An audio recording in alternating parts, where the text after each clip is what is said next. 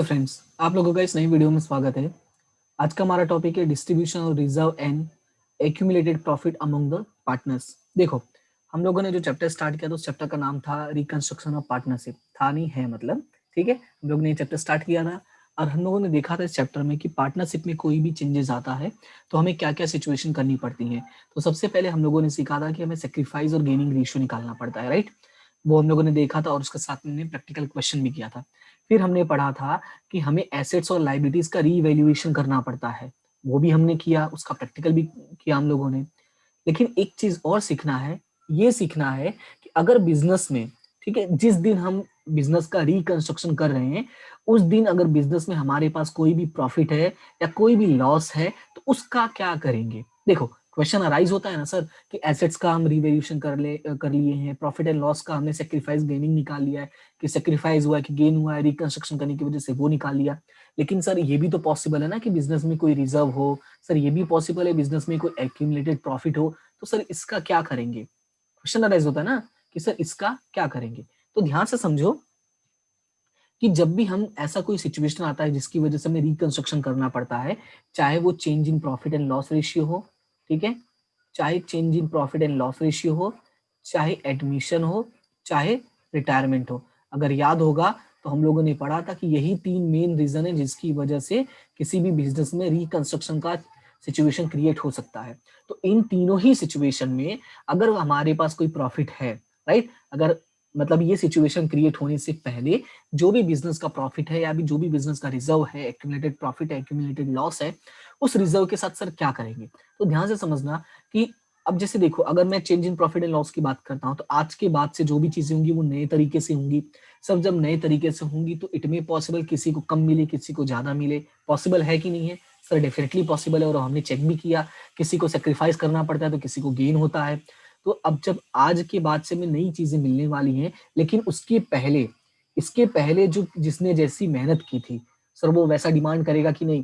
वो बोलेगा ना कि मैंने तो इतने साल तक अच्छे से काम किया और इसकी वजह से जो बिजनेस में प्रॉफिट यहाँ पे एक्यूमुलेट हुआ है वो मुझे मेरे ऑल रेशियो में ही चाहिए। वो डिमांड करेगा कि नहीं करेगा। तो ठीक है, आज के बाद तुम मुझे कम दोगी, मुझे मंजूर है, मुझे कोई दिक्कत नहीं है, लेकिन आज से पहले जो भी मैंने काम किया है, जो भी मैंने मेहनत की है, उसका तो मुझे बराबर हिस्सा दो।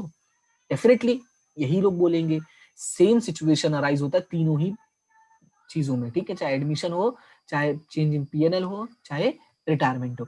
तो हम यहाँ पे स्टार्ट करते हैं, थोड़ा सा थियोरी है, थोड़ा सा एक्सप्लेनेशन है, फिर थोड़ा सा एक छोटा सा इलस्ट्रेशन भी है एक्सप्लेन करने के लिए, ताकि चीजें क्लियर हो जाए, ठीक है। और अगर वीडियो अच्छा लगे तो आप वीडियो को लाइक जरूर करना और अपने फ्रेंड्स के साथ शेयर जरूर करना, ठीक है, ताकि उन्हें भी इसका बेनिफिट हो। और अगर आप चैनल पे फर्स्ट टाइम हो देन सब्सक्राइब द चैनल, और अगर पहले से मेरे सब्सक्राइबर हो तो आपको पता है, thank you so much TY। Okay, thank you so much, पहले से ही बोल दे रहा हूँ। बाकी सारी चीजें हम बाद में धीरे धीरे बात करते रहेंगे। तो स्टार्ट करते हैं। यहाँ पे मैंने कुछ चीजें थियरी ऐड की है। ये थियरी मैंने सिर्फ इसलिए ऐड किया है ताकि आपको पता रहे जो भी मैं चीजें बोलने वाला हूँ वो मेरे मन की नहीं, उसको तुम याद रख सकते हो, ठीक है। क्योंकि क्या होता है कि जो भी मैं चीजें बोल रहा हूँ, कहीं कई बार ऐसा होता है कि सर कहानी बना रहा हूँ। No no, I am not making any story. Actually वो हमारे रियल ही है, हमारे बुक्स में ही दी होती, बस मैं उनको स्टोरी में कन्वर्ट कर देता हूँ। जैसे अभी मैंने कहा कि free reserves created from divisible profit, right. हमारे पास जो भी प्रॉफिट्स होते हैं उसकी वजह से हम क्या करते हैं, रिजर्व्स क्रिएट करते हैं। And the balances of accumulated profit are of current partners of the firm. See, मैंने कहा ना कि हमारे बिजनेस में जो भी करेंट पार्टनर्स है, जो इसके पहले का सिचुएशन था, ये सब इन्हीं लोगों से बिलोंग करता है। और ये भी मैंने कहा, सेम मैंने ये लाइन ड्रॉ करके बताया, इसके पहले जो भी सिचुएशन था वो सारा इनका होगा। Okay, now understand this point. Generally क्या क्या चीजें हो सकती हैं, तो यहाँ पे एक दो नाम लिखा हुआ है, like general reserve, like workers accident compensation fund, etcetera, all called reserve fund, and credit balance of profit and loss account is called the accumulated profit. Now understand this point. अगर कोई ऐसी चीज है जो तुमने प्रिपेयर की है, that will be known as a reserve fund, right. जो तुमने प्रिपेयर की है that will be known as a reserve fund। और जो भी प्रॉफिट एंड लॉस अकाउंट के बैलेंस की वजह से है, that will be known as accumulated profit. I hope this point is very clear. Okay, now understand this point. Next one is at the time of the reconstruction of partnership firm, reserve funds in the balance of accumulated profit are distributed among the existing partners in the old profit and loss sharing ratio. Now understand this point. इन लोगों ने एक word use किया कि जो भी चीजें होंगी business में, कब, ये जो चेंजेस हुआ है उसके पहले, तो क्या करोगे, जो भी हमारे करंट यानी एग्जिस्टिंग पार्टनर है, यानी कि जो भी हमारे प्रॉफिट एंड लॉस रेशियो था उसमें कोई भी चेंजेस होने की वजह से या कोई भी रिकंस्ट्रक्शन सिचुएशन क्रिएट होने की पहले, है ना, उसकी वजह से जो भी पहले सिचुएशन था यानी जो हमारा एग्जिस्टिंग पार्टनर्स थे, एग्जिस्टिंग सिचुएशन था, उसी सिचुएशन में डिस्ट्रीब्यूट करना है। यानी सिचुएशन का मतलब यहाँ पे मैं बोल दिया हूँ old profit and loss ratio में, क्योंकि अभी हमने न्यू कैलकुलेट कर लिया है, तो न्यू तो अभी आज के बाद होगा ना, तो आज से पहले तो क्या चल रहा है, हमारा ओल्ड ही चल रहा है। तो अगर आज से पहले हमारा ओल्ड चल रहा है तो वही रेशियो में हमें क्या करना होगा, जो भी हमारे पास प्रॉफिट या लॉस होगा हम उसको क्या करेंगे, पार्टनर्स के बीच में डिस्ट्रीब्यूट कर देंगे। आई hope this point is very clear.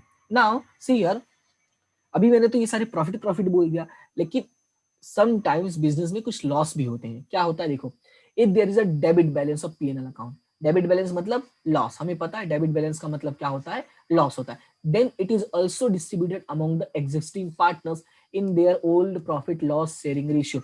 Now understand this point, तुम ऐसे नहीं बोल सकते कि मुझे सिर्फ प्रॉफिट प्रॉफिट चाहिए, क्योंकि अगर तुम्हें प्रॉफिट चाहिए तो तुम्हें लॉस भी लेना पड़ेगा, यही नियम है। अगर तुम्हें कोई अच्छा चीज चाहिए तो उसके साथ जो भी बुरी चीजें रिलेटेड होंगी वो भी तुम्हें सहना पड़ेगा, है ना। तो सेम वे है बिजनेस का भाई, नियम है, अगर प्रॉफिट ले रहे हो तो अगर कभी नेगेटिव सिचुएशन हुआ तो वो भी तुम्हें लेना ही पड़ेगा, तुम उससे भाग नहीं सकते हो। Now understand this point, the same distribution is also made before the admission of a new partner at the time of retirement death of partner.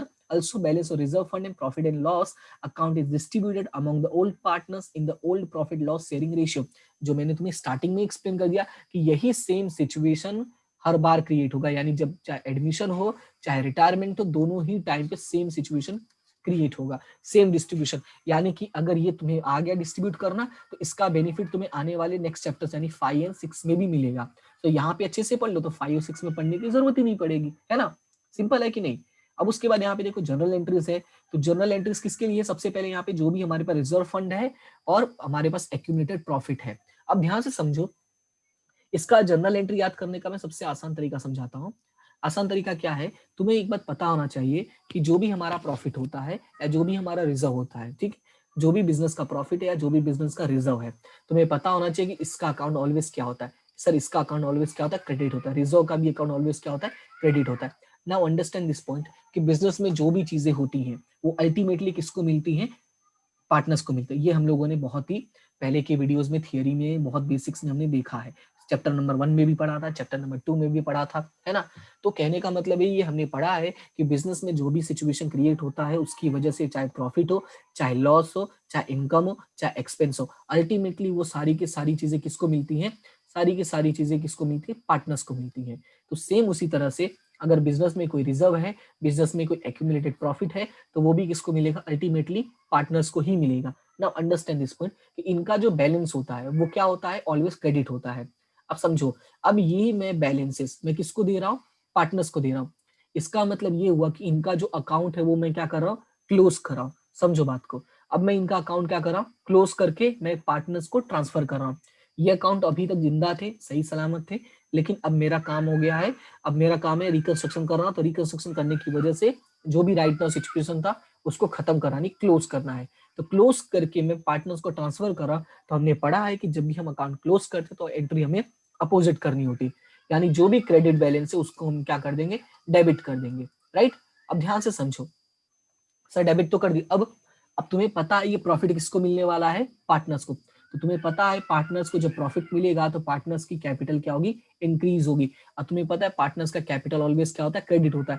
तो अगर इंक्रीज हो रहा है तो वापस क्रेडिट कर दोगे, राइट। तो अगर यहाँ पे डेबिट हुआ है, ऐसे भी याद रख सकते हो कि पार्टनर्स का जो कैपिटल अकाउंट होगा वो क्या होगा, क्रेडिट होगा। अगर ऐसे नहीं याद रखना है, तुम्हें पूरा नॉलेज से चाहिए, पूरा समझना है। तो अगर पार्टनर्स को प्रॉफिट मिलता है तो पार्टनर्स को प्रॉफिट मिलने की वजह से उनका कैपिटल क्या होगा, इंक्रीज होगा। और अगर उनका कैपिटल इंक्रीज होगा तो यानी उनका अकाउंट क्या होगा, क्रेडिट होगा। सर क्रेडिट क्यों होगा, डेबिट क्यों नहीं होगा, क्योंकि पार्टनर्स का जो कैपिटल अकाउंट है वो ऑलवेज क्रेडिट होता है। तो अगर कोई चीज क्रेडिट है उसको इंक्रीज करना है तो तुम्हें फिर से क्या करना होगा, क्रेडिट ही करना होगा। अगर हमें डिक्रीज करना है तब हम डेबिट करते हैं, ठीक है। तो ये है बेसिक चीजें, इसको याद रखो, जनरल एंट्रीज तुम्हारा हो गया, ठीक है। अब जैसे देखो यहाँ पे कुछ चीजें मैंने नाम लिखे हुए, ये मैंने इतने सारे नाम इसलिए ऐड कर दिए हैं ताकि तुम्हें पता रहे कि मैक्सिमम इतनी चीजें आ सकती हैं। हालांकि हमारी बुक में इससे ज्यादा कुछ भी नहीं दिया हुआ है, मैंने सारी चीजें देख ली, इतनी ही हमारी बुक में पॉइंट्स दिए हुए हैं। तो तुम्हें इतने पॉइंट्स एनी हाउ याद रखना होगा, ठीक है।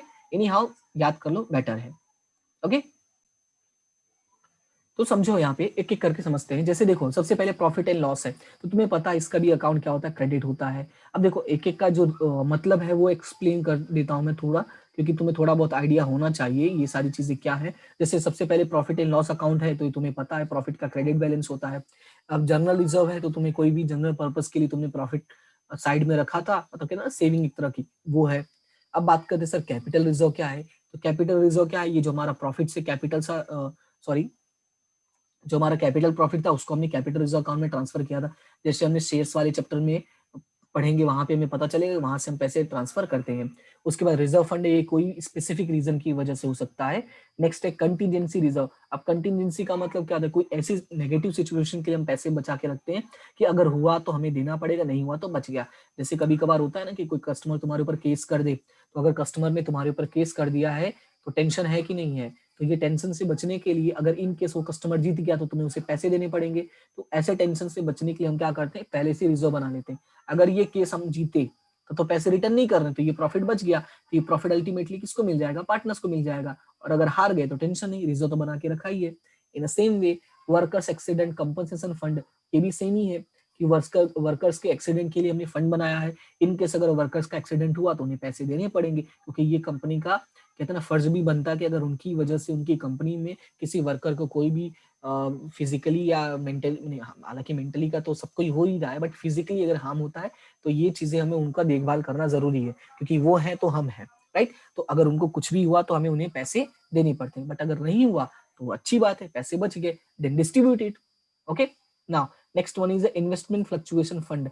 समटाइम्स देखो क्या होता है, इन्वेस्टमेंट की वैल्यू इंक्रीज डिक्रीज होती रहती है ना। तो ऐसे सिचुएशन को हम क्या करते हैं, सिचुएशन को सही करने के लिए हमने क्या किया, एक फंड बना के रखा हुआ है कि जो भी इंक्रीज या डिक्रीज होगा वो वहां पे नहीं दिखा के, इन्वेस्टमेंट में नहीं दिखा के, हम क्या करेंगे, इन्वेस्टमेंट फ्लक्चुएशन फंड में दिखाएंगे। इसका बेनिफिट क्या है, वो फंड हमेशा स्टेबल दिखेगा और जो भी चेंजेस होगी वो यहाँ पे दिखा देंगे, ठीक है। तो इन केस अगर इसका क्रेडिट बैलेंस है, क्रेडिट ही बैलेंस होगा क्योंकि हम एक्स्ट्रा फंड ही रखते हैं, तो डिस्ट्रीब्यूट कर लेना, और अगर नहीं है तो बात अलग है, ठीक है। तो आई होप कि ये सारी चीजें आपको समझ में आ गई हैं। याद रखना है कि इन सबका बैलेंस क्या होगा, नॉर्मली क्रेडिट बैलेंस होगा, और इनको जब डिस्ट्रीब्यूट करोगे तो डिस्ट्रीब्यूट करने के बाद इनका बैलेंस क्या हो जाएगा, डेबिट हो जाएगा, जो यहाँ पे मैंने लिखा हुआ है कि सारे के सारे डेबिट हो जाएंगे। और ये पैसे किसको मिलेगा, अल्टीमेटली ओल्ड पार्टनर्स को ही मिलने वाला है। अब याद क्या रखना कि ओल्ड पार्टनर्स को कौन से रेशियो में मिलेगा, ओल्ड रेशियो में। तो ये चीजें याद रखनी है कि जो भी हमारे ओल्ड पार्टनर्स होंगे, ठीक है, ओल्ड पार्टनर्स को ही ये पूरा का पूरा मिलेगा, लेकिन कौन से रेशियो में,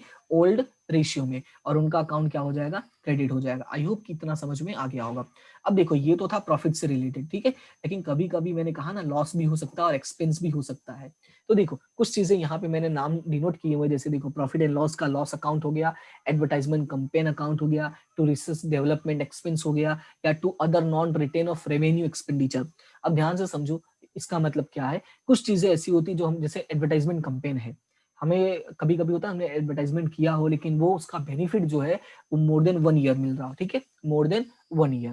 तो अगर मोर देन 1 ईयर है तो तुम्हें पता है हम उसको प्रॉफिट एंड लॉस अकाउंट में डिनोट नहीं कर सकते। कुछ ऐसे एक्सपेंसेस होते हैं, क्या, कुछ ऐसे एक्सपेंसेस होते हैं जिनका बेनिफिट जो है बेसिकली मोर देन 1 ईयर मिलता है। जब बेनिफिट मोर देन 1 ईयर मिलता है तो उनको directly profit and loss account में डिनोट नहीं कर सकते। सर फिर, तो उनको अगर हम प्रॉफिट एंड लॉस अकाउंट में डिनोट नहीं कर सकते हैं तो उनका, अब समझो बात को, है तो एक्सपेंस ही, और तुम्हें पता है एक्सपेंस का जो बैलेंस होता है वो क्या होता है, डेबिट होता है। हाँ सर ये तो पता है एक्सपेंस का बैलेंस डेबिट होता है, तो सर कहाँ दिखाएंगे जब प्रॉफिट एंड लॉस में नहीं दिखा सकते, तो तुम्हें पता है कि एसेट्स का भी तो बैलेंस डेबिट होता है, तो ये सारी चीजें हम कहाँ दिखा देंगे, एसेट्स में दिखाते हैं, ठीक है। तो वहां से भी हमें चीजों को हटाना पड़ेगा, यानी जो भी एक्सपेंसेस है या लॉस है उसको भी हम पार्टनर्स में डिस्ट्रीब्यूट कर देंगे, क्योंकि पार्टनर्स इसको डिनाई तो नहीं कर सकता ना कि आपसे पहले जो भी लॉस हुआ है वो मैं नहीं लूंगा, वो तो आने वाले लेंगे, ऐसा नहीं बोल सकता ना। अगर प्रॉफिट ले रहा है तो लॉस भी लो, अगर अच्छा चाहिए तो बुरा भी उसका लेना ही पड़ेगा, तो सेम वे है। तो इन सब का जो बैलेंस होता है वो नॉर्मली क्या होता है, डेबिट होता है। तो जब इनको क्लोज करेंगे तो ये सारी चीजें क्या हो जाएंगी, क्रेडिट हो जाएंगी, ठीक है। अब ये सारी चीजें क्रेडिट हो गई, तुम्हें पता है ये लॉस है, एक्सपेंस है, और ये अल्टीमेटली किसको मिलेगा, पार्टनर्स को मिलेगा। तो पार्टनर्स को जब मिलेगा तो पार्टनर्स का जो कैपिटल है वो क्या होगा, डिक्रीज होगा, और जब पार्टनर्स का कैपिटल डिक्रीज होगा तुम्हें पता है अकाउंट क्या हो जाएगा, डेबिट हो जाएगा, क्योंकि पार्टनर्स का नॉर्मली अकाउंट क्या होता है, क्रेडिट होता है, लेकिन अभी डिक्रीज कर रहे हैं तो डिक्रीज करने की वजह से क्या हो जाएगा, डेबिट हो जाएगा। आई होप कि ये जर्नल एंट्री याद रहेगा कि जब भी पार्टनर्स के बीच में प्रॉफिट डिस्ट्रीब्यूट करना होगा तो पार्टनर्स का कैपिटल अकाउंट क्रेडिट कर देना, और जो भी लॉस या एक्सपेंस डिस्ट्रीब्यूट करना होगा तो पार्टनर्स का कैपिटल अकाउंट डेबिट कर देना, बाकी जो चीजें हैं उनको अपोजिट कर देना।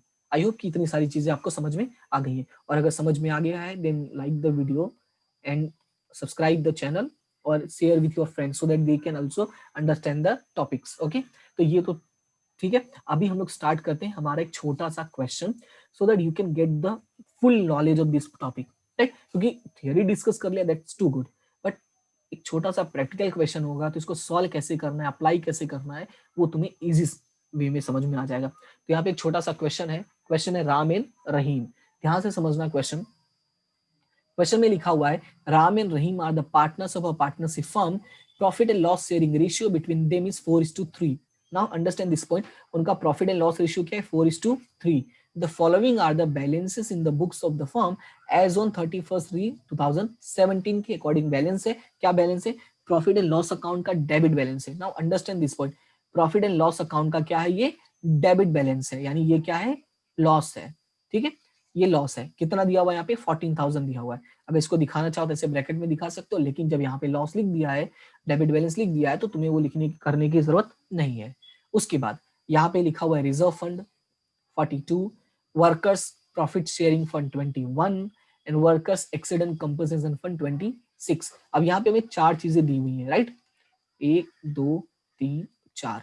एग्जाम में तुम्हारे कई बार सेम टू सेम क्वेश्चन पूछा गया है, बस वो लोग क्या करते हैं, नाम चेंज कर देंगे या अमाउंट चेंज कर देंगे, बट ये चारों के चारों क्या रहते हैं? सेम रहता है।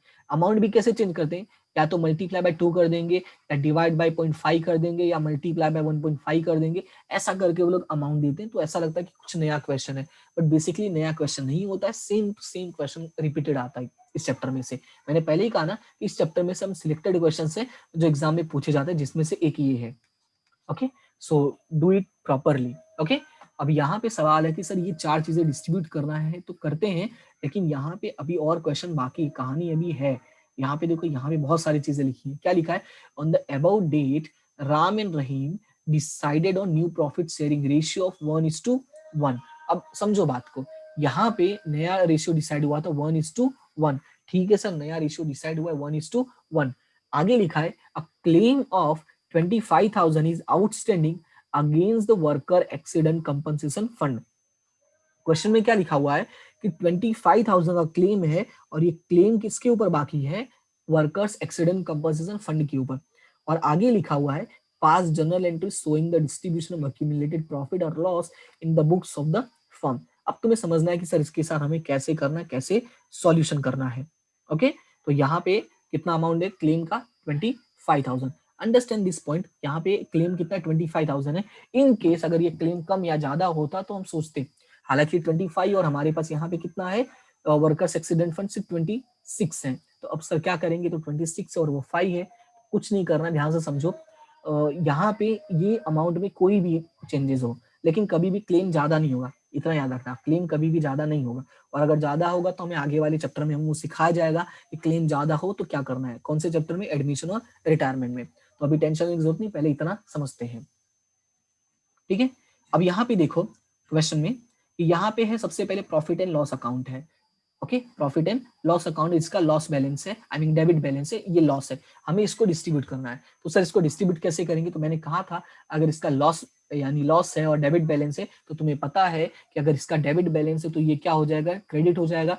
तो यहाँ पे क्या लिखोगे? To profit and loss account credit, right? ये क्रेडिट हो जाएगा, और ये मिलेगा किसको? राम और रहीम को, क्योंकि ये डिस्ट्रीब्यूट किसको होगा? राम और रहीम को। तो तुम्हें पता है जब ये राम और रहीम को मिलेगा तो दोनों का जो कैपिटल अकाउंट है वो क्या हो जाएगा? डेबिट हो जाएगा, क्योंकि इसकी वजह से दोनों के कैपिटल क्या होगा? डिक्रीज होगा। और अभी मैंने समझाया कि जब भी इन लोगों को कुछ भी पैसे मिलते हैं तो इंक्रीज होता है, और जब भी कोई लॉस बियर करना पड़ता है तो इनका कैपिटल डिक्रीज होता है। और जब इंक्रीज होगा तो हमें कैपिटल क्रेडिट करना है, और जब डिक्रीज होगा तो हमें डेबिट करना है। और यहाँ पे क्या हो रहा है? डिक्रीज हो रहा है। तो यहाँ पे अमाउंट कितना है पहले वो देख लेते हैं। तो अमाउंट दिया हुआ है 14,000 का, तो यहाँ पे मैं तो 14,000 लिख देता हूँ। ठीक है, मैंने 14,000 लिख दिया है। लेकिन सर डिस्ट्रीब्यूट कौन से रेशियो में करना है? यहाँ पे 2 रेशियो दिया हुआ है, एक 1:1 है और एक 4:3 है। तो अभी क्वेश्चन में ये है कि ये कौन सा रेशियो? न्यू रेशियो है, और ये जो है ये ओल्ड रेशियो है। मैंने अभी समझाया कि हम कुछ भी अगर ऐसा बचा हुआ है तो ऑलवेज हम कौन से रेशियो में डिस्ट्रीब्यूट करेंगे, ओल्ड रेशियो में, यानी कौन सा रेशियो है 4:3। तो यहाँ पे जो हमारे पास 14,000 है उसको 4:3 में डिस्ट्रीब्यूट करो, तो ये रहा कैल्सी, और इसको डिस्ट्रीब्यूट करते हैं 14,000 इंटू, पहले डिवाइड बाय 7 कर दो, फिर 4 एंड 3, तो ये हो जाएगा राम के अकाउंट में जाएगा 8,000, रहीम के अकाउंट में जाएगा 6,000। आई होप कि फर्स्ट वाला क्लियर समझ में आ गया होगा। अभी समझते हैं सेकंड वाला। सेकंड का लिखा है रिजर्व फंड, तो रिजर्व फंड कितना है 42,000। अब ध्यान से समझो इसके साथ क्या होगा, इसको इसका सॉल्यूशन कैसे करना है। ठीक है, रिजर्व फंड कितना दिया हुआ है 42,000, तो तुम्हें पता है रिजर्व फंड भी डिस्ट्रीब्यूट कर देंगे, लेकिन इसका बैलेंस क्या होता है, क्रेडिट होता है। तो इसको डिस्ट्रीब्यूट कैसे करोगे, ध्यान से समझो। सबसे पहले ये जो रिजर्व फंड है वो पार्टनर्स को मिलेगा, तुम्हें पता है जब पार्टनर्स को मिलेगा तो पार्टनर्स का जो कैपिटल है वो क्या होगा, क्रेडिट होगा, यानी कि टू राम टू रहीम, दोनों का अकाउंट जो होगा वो क्या होगा, कैपिटल अकाउंट क्रेडिट। और अमाउंट कितना मिलने वाला है इनको हमें नहीं पता, क्योंकि डिस्ट्रीब्यूट करना पड़ेगा ना, लेकिन हमें पता है कि रिजर्व फंड का कितना अमाउंट है, रिजर्व फंड अकाउंट डेबिट कितना है ये 42,000 है। अब ये हमें डिस्ट्रीब्यूट करना राम और रहीम में, कौन से रेशियो में 4:3। सर 4:3 क्यों, क्योंकि ये ओल्ड रेशियो, और हम लोगों ने पढ़ा कि जो भी चीजें होंगी पार्टनर्स की कंस्ट्रक्शन से पहले, आई मीन रिकंस्ट्रक्शन से पहले, वो सारी चीजें हमें ओल्ड रेशियो में ही डिस्ट्रीब्यूट करना है। तो करो इसको, 42,000 को 4:3 में डिस्ट्रीब्यूट करो, तो डिवाइड बाय 7 करोगे तो ये 6 हो जाएगा, यानी 6 4 जा 24 और 6 3 जा 18। सो ये होगा distribution ratio, I mean distribution amount. I hope कि ये पॉइंट क्लियर है। अब उसके बाद समझते हैं नंबर 3। नंबर 3 में क्या है, वर्कर्स प्रॉफिट शेयरिंग फंड। अब मेरा क्वेश्चन है सर क्या इसको डिस्ट्रीब्यूट करना है, क्योंकि देखो मैंने तो वर्कर्स प्रॉफिट शेयरिंग फंड कहीं लिखा ही नहीं था। अगर तुम लोगों ने ध्यान दिया होगा तो वर्कर्स प्रॉफिट शेयरिंग फंड इसमें कहीं भी नहीं है, एक्सीडेंट कंपनसेशन है, प्रॉफिट शेयरिंग नहीं है। तो सर ये डिस्ट्रीब्यूट क्यों नहीं करते, ध्यान से समझो कि जब भी बिजनेस में कोई एक्स्ट्रा प्रॉफिट होता है या ऐसा कुछ होता है, तो ऐसे सिचुएशन में हमें वर्कर्स को भी पैसे देने पड़ते हैं। तो ठीक है हमको देने हैं, तो उसको पैसे देने हैं तो डायरेक्टली तो देंगे नहीं, तो उसके लिए हम सबसे पहले कुछ अमाउंट फंड बना के रखते हैं, ताकि उनको टाइम टू टाइम जैसे दिवाली बोनस ये सारी चीजें हम देते रहें।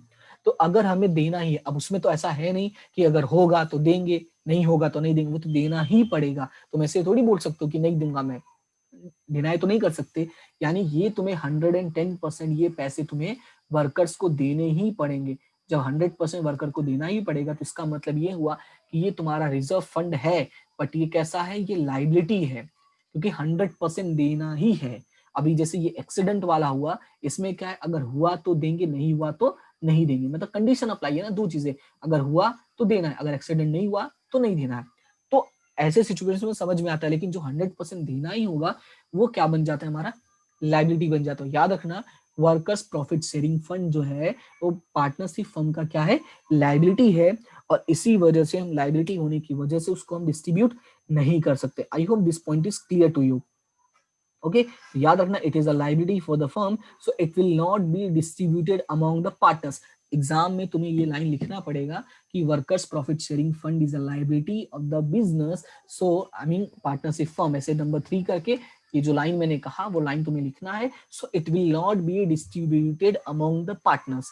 आई होप कि this point is very clear. अगर तुम नहीं लिखते हो तो मुझे लगेगा कि तुम्हें आता ही नहीं था। So you have to write the answer. Now number 4 point, let's move to the 4 point. अगर 4 पॉइंट की तरफ जाते हो तो यहाँ पे है वर्कर्स एक्सीडेंट कंपनसेशन फंड 26,000। अब ध्यान से समझो कि एक्सीडेंट कंपनसेशन फंड कितना है तुम्हारे पास 26,000 है, पर क्लेम कितना एक्सेप्ट हो गया 25। बहुत फंस गए हम लोग। कैसे फंस गए, देखो तुम्हारे पास फंड है 26, वर्कर्स का एक्सीडेंट हुआ और उन लोगों ने क्लेम कितना ले लिया है 25। तो अगर 26 में से 25 दे दोगे तो बचेगा कितना, सिर्फ 1,000 रुपीज ही बचा। अब जब 1,000 रुपीज ही बचा तो हमें सिर्फ कितना मिलेगा, सिर्फ 1,000 रुपीज मिलेगा। Now understand this point. तुम्हारे बुक में एक और क्वेश्चन दिया हुआ है जिसमें ये अमाउंट कम है, काफी कम है। ओके, तो ऐसा सोचना मत कि सर अमाउंट अब इतना कम है, आपने तो 25,000 ले लिया, ऐसा जरूर नहीं है। ये मैंने रेंडमली 25,000 ले लिया है। तुम्हारे बुक में 5,000 भी है और एक क्वेश्चन में और अलग है, वो तुम लोग खुद कर लेना, एक्सरसाइज में दिया हुआ है, उसमें अमाउंट कम है। दैट डजंट मैटर, तुम्हें सिर्फ इतना है कि तुम्हें समझ में आना जरूरी है इसका हमें करना क्या है। तो जब भी हमारे पास कोई भी फंड होगा और उसके अपोजिट में अगर कोई क्लेम होगा, तो सबसे पहला काम होगा उस फंड में से उस क्लेम को क्या करोगे, माइनस करोगे तो हमारे पास फंड कितना है 26 है और उसमें से उसका क्लेम कितना है 25 है, माइनस करोगे तो कितना होगा 1000 होगा। अब ये 1000 किसको मिल जाएगा, ये पार्टनर्स को मिल जाएगा। बात समझ में आया, ये 1000 किसको मिलेगा, पार्टनर्स को। तो सर इसकी एंट्री कैसे करोगे, तो इसकी जर्नल एंट्री देखो, पार्टनर्स को मिलने वाले तो पार्टनर्स का अकाउंट क्रेडिट हो जाएगा, तो किसको मिलने वाला है, ये राम और रहीम, इन्हीं दोनों को मिलने वाला है। तो to Ram to Rahim capital account credit, दोनों का अलग अलग लिखना है तुम्हें, हाँ ये मैं शॉर्ट में भले लिख देता हूँ, कैपिटल अकाउंट क्रेडिट। और ये डेबिट क्या करोगे, वर्कर्स एक्सीडेंट कंपनसेशन फंड, ठीक है। एक मिनट, एक सेकेंड,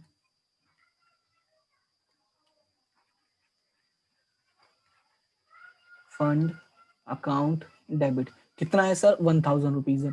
तो सर अमाउंट डिस्ट्रीब्यूट कैसे करोगे, तुम्हें पता है कौन से रेशियो में करना है, ओल्ड रेशियो यानी 4:3। तो ये थोड़ा पॉइंट में आ जाएगा, दैट डजंट मैटर कि पॉइंट में आ रहा है। तो डिवाइड बाय 7 करोगे, मल्टीप्लीकेशन बाय 4 करोगे तो ये आएगा 571 रुपीज फर्स्ट वाले का यानी राम का, और सेकंड वाले का आएगा 429 रुपीज, ठीक है 429। दैट डजंट मैटर कि पॉइंट में आया है, तुम्हें बस पता होना चाहिए कि कैलकुलेशन कैसे करना होता है और डिस्ट्रीब्यूशन कैसे करना होता है। So I hope this point is very clear to you और and you all understood this topic. Okay, if any doubt then tell me, you can say in the comment section. So आज के topic में इतना ही, और इसी के साथ ये चैप्टर भी हमारा क्या होता है फिनिश होता है, क्योंकि इसमें और भी कुछ एक्सप्लेन करने जैसा नहीं है। अगर कोई भी तुम्हें नया टॉपिक इसमें मिलता है then you can tell me in the comment section, I will make another video. Now from today this chapter is finishing और हम लोग स्टार्ट करेंगे कंपनीज अकाउंट, ठीक है, बिकॉज एडमिशन, रिटायरमेंट और dissolution, share capital and debenture, ये 5 जो major topic है वो मैंने ऑलरेडी वीडियो अपलोड कर दिया हुआ है। सो ये आप लोग उस डिस्क्रिप्शन बॉक्स में इसका लिंक मैंने दिया हुआ है प्लेलिस्ट का, वहां से देख के इसको आसानी से पढ़ सकते हो। अभी जो नेक्स्ट टॉपिक हमारा स्टार्ट करेंगे वो हम लोग स्टार्ट करेंगे final account of company, right, final account यानी कंपनीज फाइनल अकाउंट, ठीक है। तो ये हमारा होगा next topic. So I hope कि आप लोग इसके लिए रेडी हो। ओके, तो thank you so much to all of you जो लोग कंटिन्यू मेरे वीडियोस देख रहे हैं, और जो लोग नहीं देख रहे हैं कोई बात नहीं, थैंक यू, फिर भी उनको थैंक यू पहुंच ही जाएगा। तो इसी तरह से हंसते रहो, मुस्कुराते रहो, आगे बढ़ते रहो और पढ़ते रहो। और अगर चैनल सब्सक्राइब करना हो तो कर सकते हो, लेकिन कब करना, जब आपको ऐसा लगे कि it is beneficial and it is good to subscribe, it is not a waste of time. हालांकि सब्सक्राइब करने से कोई तुम्हारा लॉस नहीं होगा, क्योंकि तुम्हारे घर पे ऐसा तो है नहीं कि रोज आके मैं वीडियो देके जाऊंगा, तो इसलिए तुम्हारा तो टाइम वेस्ट होगा नहीं। एक नोटिफिकेशन ही आता है, उसको तुम ऑफ भी कर सकते हो। सो सब्सक्राइब द चैनल, अगर अच्छा लगे तो फ्रेंड्स के साथ शेयर भी करना, और अच्छा लगे तो लाइक भी कर सकते हो, ठीक है। तो मिलते हैं हम अपने नेक्स्ट वीडियो के साथ, नेक्स्ट टॉपिक के साथ। Thank you so much to all of you and have a good day.